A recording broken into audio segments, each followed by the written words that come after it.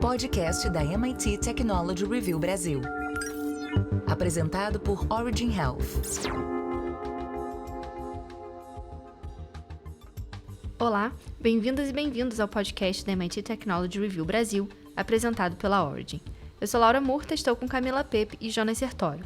Hoje a gente traz um artigo de Patrícia Basílio, discutindo o papel da tecnologia nas operadoras de saúde do futuro.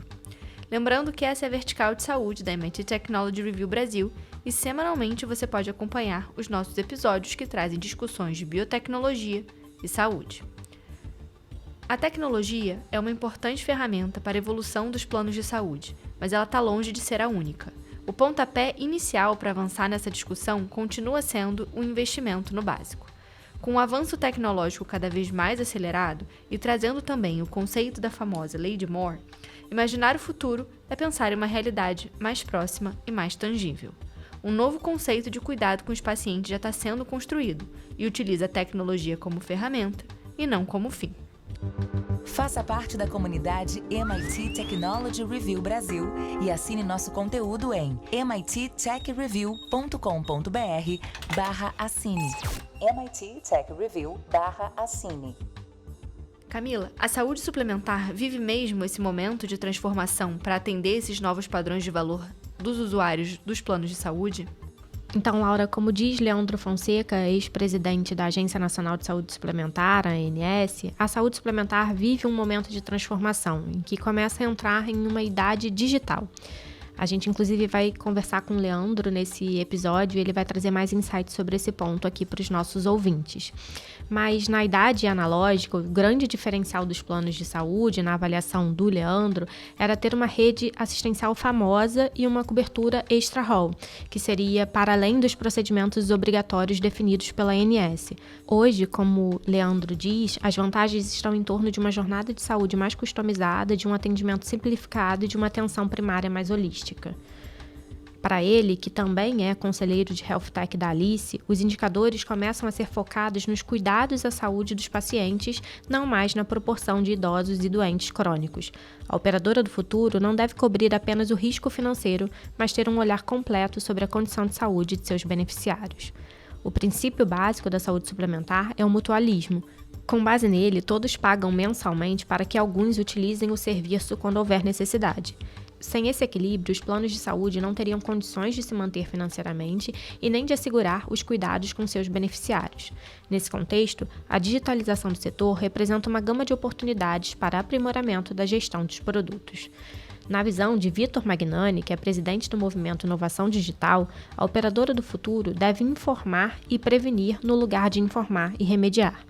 Nessa nova orientação, informações importantes sobre o dia a dia dos pacientes, como a frequência da prática de atividades físicas, alimentação, histórico de saúde e doenças familiares, serão fundamentais para que os planos de saúde ofereçam um atendimento preventivo personalizado, que priorize o bem-estar do beneficiário e, dessa forma, reduzam o índice de sinistros. Ney Paranaguá, que é vice-presidente de produtos e operações da Meida Health, uma holding de tecnologia do grupo Apvida, diz que o futuro das operadoras se determina muito mais por uma mudança de mentalidade e de configuração do que pela aplicação de novas tecnologias. Para ele, as operadoras têm de fazer uma mudança de mindset para reconhecer o comportamento da população sem que ela esteja em um quadro agudo de saúde. Devem intervir positivamente na vida do paciente sem parecer moralismo. A transformação também precisa passar pelos profissionais da saúde. Na avaliação de Paranaguá, os próprios médicos são estimulados a se especializar em quadros agudos e não em prevenção. Para ele, hoje parece muito mais prestigioso um técnico especializado em cirurgia do cérebro do que aquele que pesquisou como construir programas de promoção à saúde e combate à diabetes, por exemplo.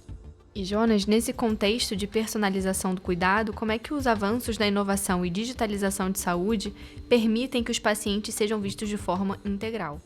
Bom, Laura, inverter a lógica da saúde tornou-se ainda mais importante com o aumento da longevidade da população. O Instituto Brasileiro de Geografia e Estatística, o IBGE, anunciou que a expectativa de vida dos brasileiros em 2021, sem o impacto da Covid-19, seria de 77 anos, ou seja, 2 meses e 26 dias a mais do que os 76,8 anos registrados no ano imediatamente anterior. O setor de saúde é o que mais inovou nos últimos 100 anos. Prova disso é que as pessoas estão vivendo mais, afirma Magnani. Inovação e digitalização, no entanto, são conceitos distintos, e dada a extensa dimensão territorial do Brasil, Magnani avalia que, na média, as operadoras de saúde estão caminhando a passos lentos no processo de digitalização, sem olhar somente para os grandes hospitais de regiões privilegiadas de São Paulo, mas para o Brasil como um todo. Somente com prontuário eletrônico e receita digital será possível modernizar o atendimento médico. Redes hospitalares de referência, por exemplo, trabalham com prontuário eletrônico para que o atendimento do paciente no pronto-socorro possa ser acessado no setor de exames, de consultas agendadas e de internação. A ideia é que o tratamento do beneficiário deixe de ser fragmentado e passe a ser visto de forma integral. Startups também atuam no ecossistema de saúde para democratizar os serviços e oferecer o que existe de mais inovador em tecnologia para beneficiar o atendimento dos pacientes e aproximá-lo das operadoras de planos de saúde. De acordo com especialistas, para a digitalização da saúde de fato avançar, é necessário solucionar o desafio da interoperabilidade, que é a capacidade de um sistema se comunicar com outro de forma transparente. Na prática, isso significa que o paciente é o dono de seus próprios dados de saúde, dentro daquilo que foi chamado de Open Health. O objetivo é que seu histórico de atendimento possa ser utilizado para pesquisa em qualquer hospital ou consultório, independentemente da rede a que pertence. Com as informações dos pacientes em mãos, dentro das regras definidas pela Lei Geral de Proteção de Dados Pessoais, a LGPD, as operadoras poderão transformar seu modelo de operação, priorizando a prevenção no lugar da remediação. Alguns dispositivos móveis e vestíveis, como relógios inteligentes, sensores e medidores de glicose, também contribuem para um ambiente de saúde mais conectado e para a redução dos custos das operadoras, destaca Paranaguá. Por meio da internet das coisas e do uso de inteligência artificial, os resultados serão comparados e analisados com muito mais acurácia e rapidez, contribuindo para a redução dos custos da operadora. Por meio desses biomarcadores, os médicos são comunicados automaticamente sobre a necessidade de um acompanhamento mais próximo de um paciente, por exemplo. Segundo o vice-presidente da Maida Health, no futuro será comum que uma consulta seja agendada pelo próprio sistema de acordo com o grau da necessidade do paciente apontado pelos dados. Paranaguá acrescenta que, com as informações dos beneficiários, será possível até construir melhor o valor dos planos de saúde. O uso da informação para baratear o acesso à assistência suplementar já está acontecendo em novas operadoras, como a Alice e a Sami. O problema da medicina, que não é preventiva, é um hospital cheio no pronto-socorro sem necessidade.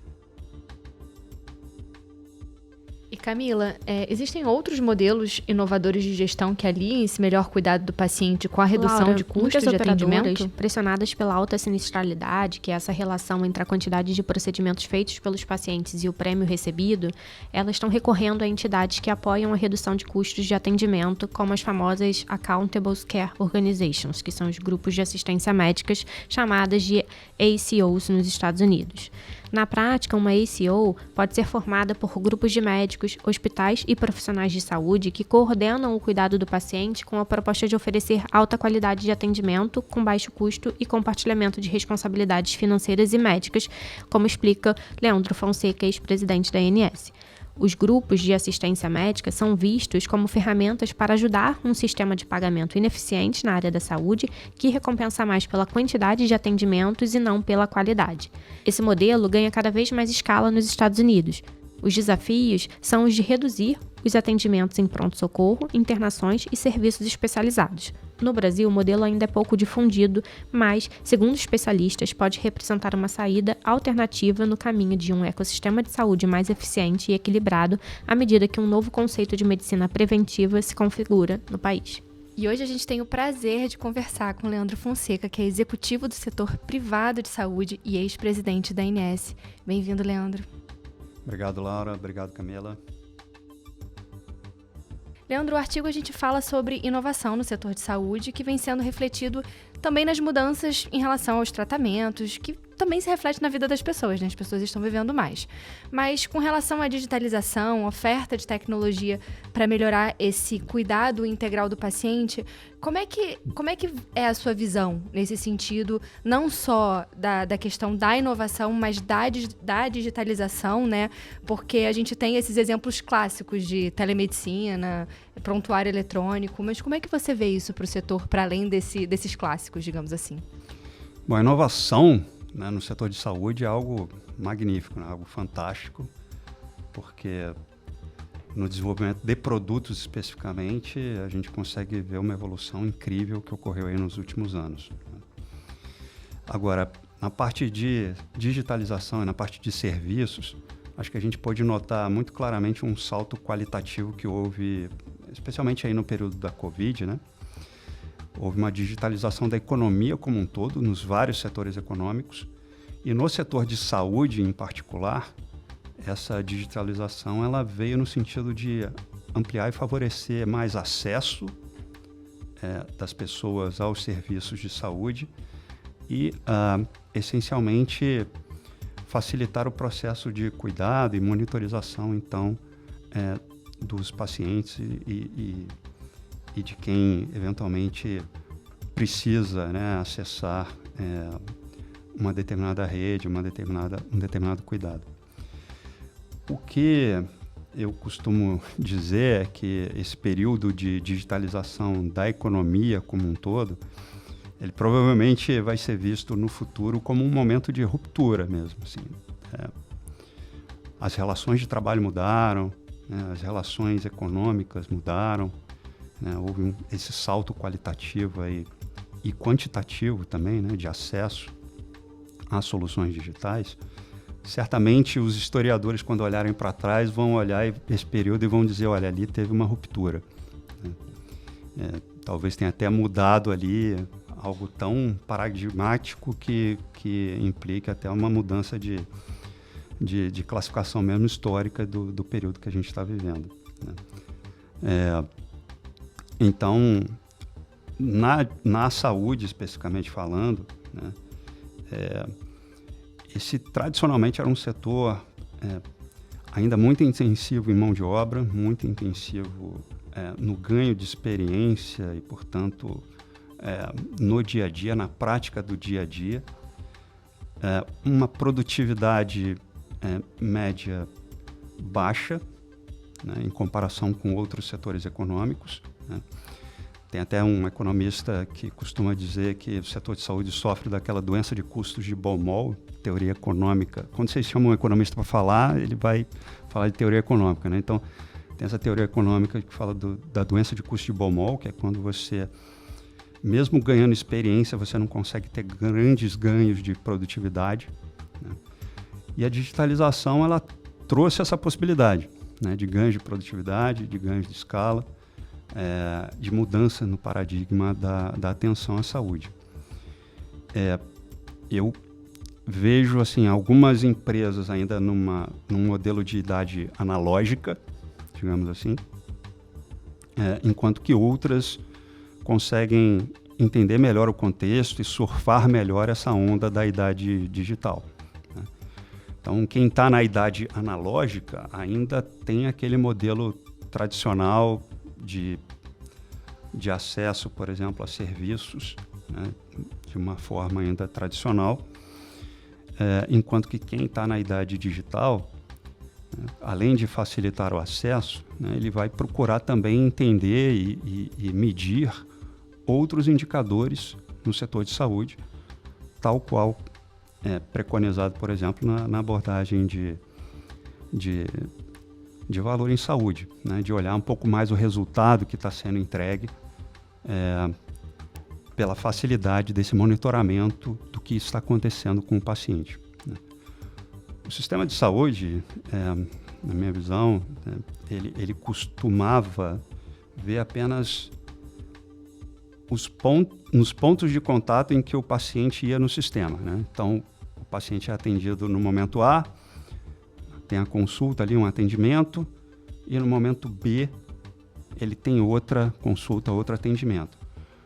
E o que acontece entre A e B, entre o momento A e o momento B, acaba sendo um gap oculto, né, em relação ao que acontece com o paciente, com a pessoa, né, nesse momento.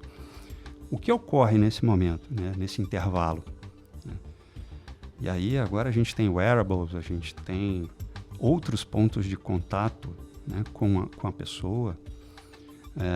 Então, as empresas que tiverem mais antenadas e procurarem olhar de fato a saúde da população que elas tomam conta, né, elas não vão poder ficar restritas somente ao que acontece no momento A, no momento B.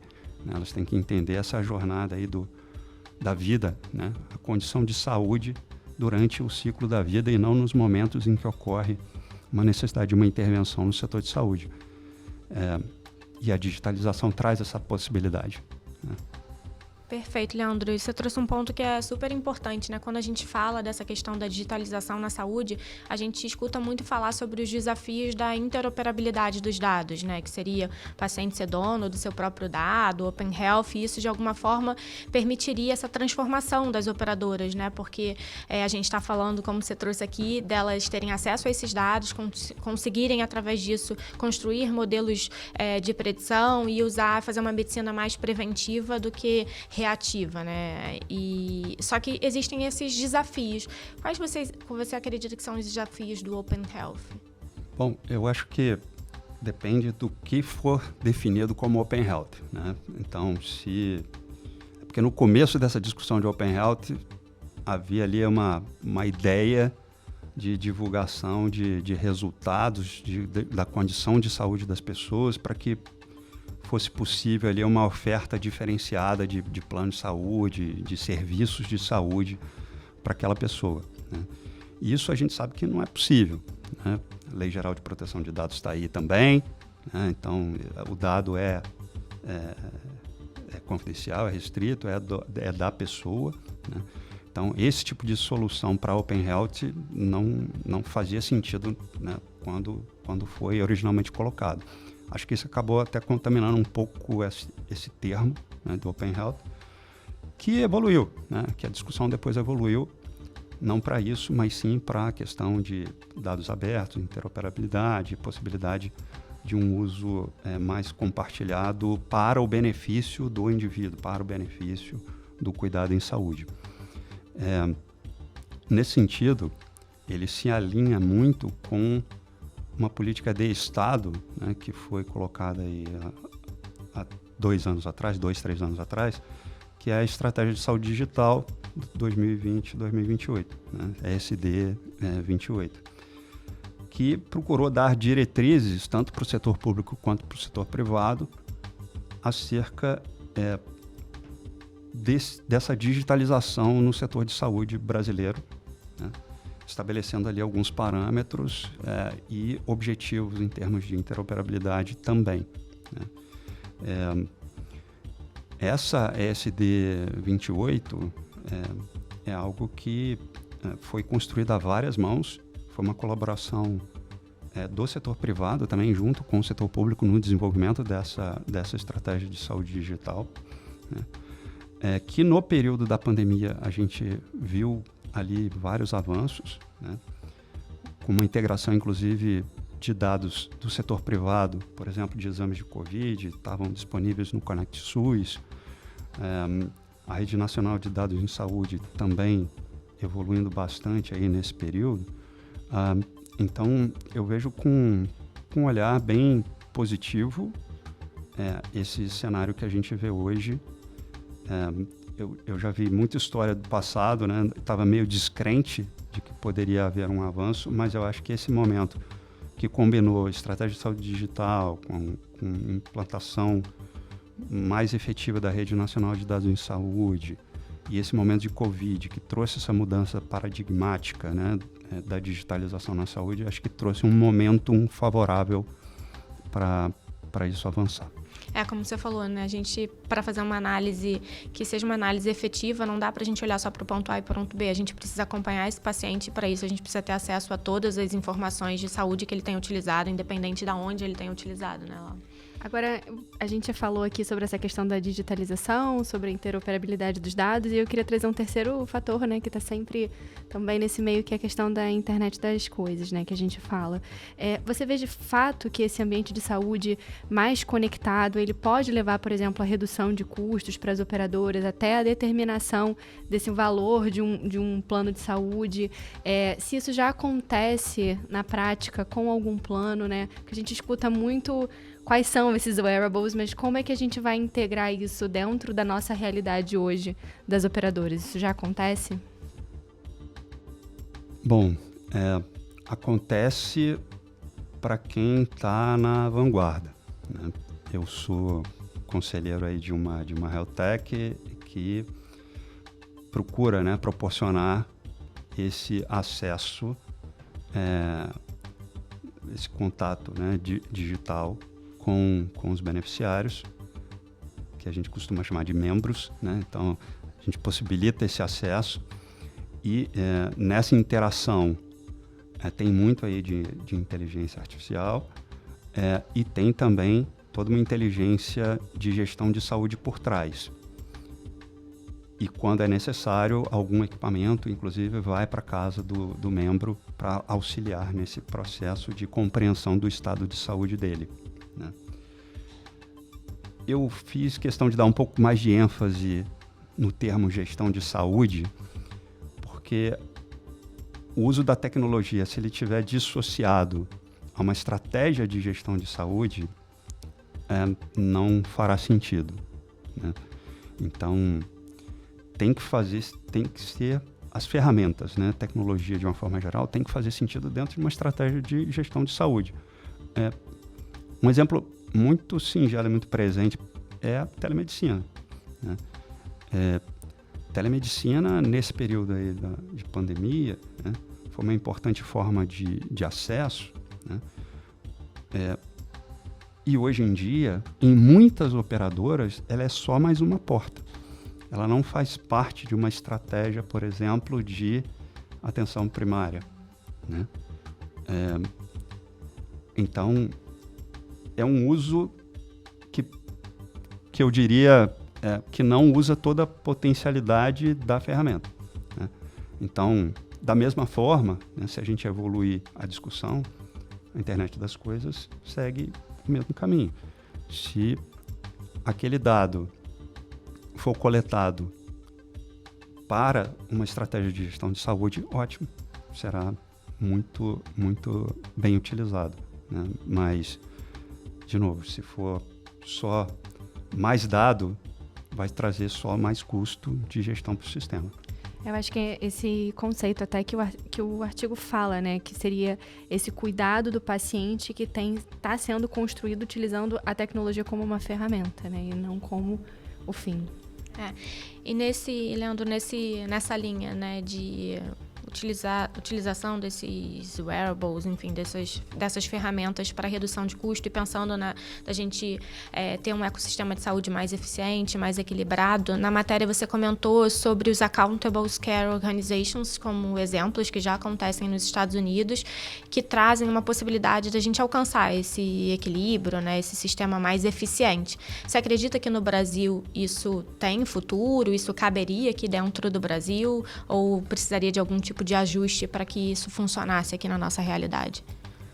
Se vai ser essa figura de Accountable Care Organization, ou se vai ser a própria operadora, ou se vai ser uma outra figura,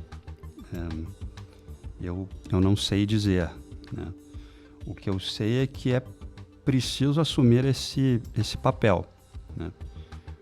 No modelo americano, as ACOs, né, as Accountable Care Organizations, foram incentivadas pelo governo na época da reforma do Obamacare, como sendo as instituições que teriam esse olhar integrado, né, sobre a saúde de uma determinada população.